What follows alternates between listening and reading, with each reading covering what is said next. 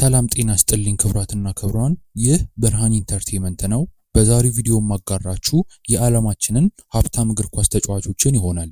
ይህን ቻናል ሰብስክራይብ በማድረግ የደወል ምልክቷን በመጫን በየዕለቱ አነጋጋሪና አስገራሚ ቪዲዮዎችን እንድትከታተሉ ጋበዝኩ።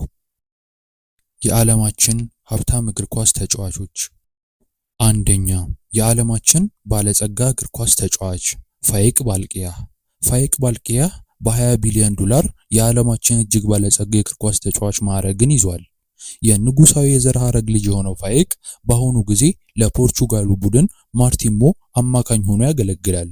ፋይቅ እጅግ በጣም ብዙ ሀብት ቢኖረውም ከእግር ኳስ የሚያገኘው ሳምንታዊ ገቢ $1000 ነው። የዓለም ሁለተኛው ሀብታም እግር ኳስ ተጫዋች ክርስቲያኖ ሮናልዶ። ፖርቹጋላዊው የእግር ኳስ ኮከብ ክርስቲያኖ ሮናልዶ የፖርቹጋል ካፒቴን ሲሆን በሳውዲ አረቢያ የአልናስር የፊት ለፊት አጥቂ ነው። 5 ባላንዶሮችን በማሸነፍ የአውሮፓን ሪከርድ ይዟል። እንዲሁም ሮናልዶ የምንጊዜም ከፍተኛ ዓለም አቀፋዊ ግብ አግቢ ነው። ክርስቲያኖ ሮናልዶ $1 ቢሊዮን ሀብቱ በዓለም ሁለተኛ ሀብታም እግር ኳስ ተጫዋቾች ደረጃ ላይ ያስቀምጦታል። የዓለም ሶስተኛ ሀብታም የእግር ኳስ ተጫዋች ሊዮኔል ሜሲ። ሊዮኔል ሜሲ የኢንተር ማያሚ የፊት ለፊት አጥቂ ሆኖ ይጫወታል። እንዲሁም የአርጀንቲና ብሔራዊ ቡድን ካፕቴን ነው። $600 ሚሊዮን ሀብቱ በዓለም ሶስተኛ ሀብታም የእግር ኳስ ተጫዋች እንዲሆን አድርጎታል። በዓለም አራተኛው ሀብታም እግር ኳስ ተጫዋች ዴቪድ ቤካም። ታዋቂው ፕሮፌሽናል የእግር ኳስ ተጫዋች ዴቪድ ቤካም በአጥቂ አማካኝነቱ ጎበዝና በዚህ ዘመን ካሉ ከታላላቅ ተጫዋቾች ውስጥ አንዱ ሆኖ እውቅናን አግኝቷል። በሙያው በሙሉ ዓለም አቀፍ ደረጃ ተወዳጅነትን አግኝቷል።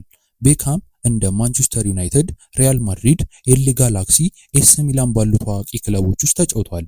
ዴቪድ ቤካም በ2013 ፕሮፌሽናል እግር ኳስን ተሰናብቷል። በአሁኑ ጊዜ እሱ በዓለም ላይ $400 ሚሊዮን አራተኛው ሀብታም እግር ኳስ ተጫዋች ነው።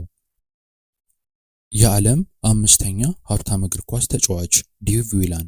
በ1936 በብራይትፎርድ እንግሊዝ የተወለደው ዴቭ ዊላን በክንፍ ተጫዋችነት የሚጫወት የእግር ኳስ ተጫዋች ነበረ። እንደ አሌክሳንድራ ላሉ ትልልቅ ቡድኖች ውስጥ ተጫውቷል።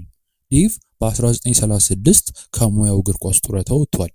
ከተጫዋችነት ህይወቱ ከወጣ በኋላ የበለጸገ ነጋዴ ሆነ። እናም የዌላን አትሌቲክስ ግሩፕን ገዛው። አሁን ላይ ሀብቱ $210 ሚሊዮን ነው። ለዚህ ቪዲዮ ጊዜያችሁን ሰጣችሁ ስላዳመጣችሁን ከልብ እናመሰግናለን። ቻናላችንን ሰብስክራይብ በማድረግ ለሌሎችም ሼር ያርጉ። በሌላ ቪዲዮ እስከምንገናኝ ቸርን ሰንብት።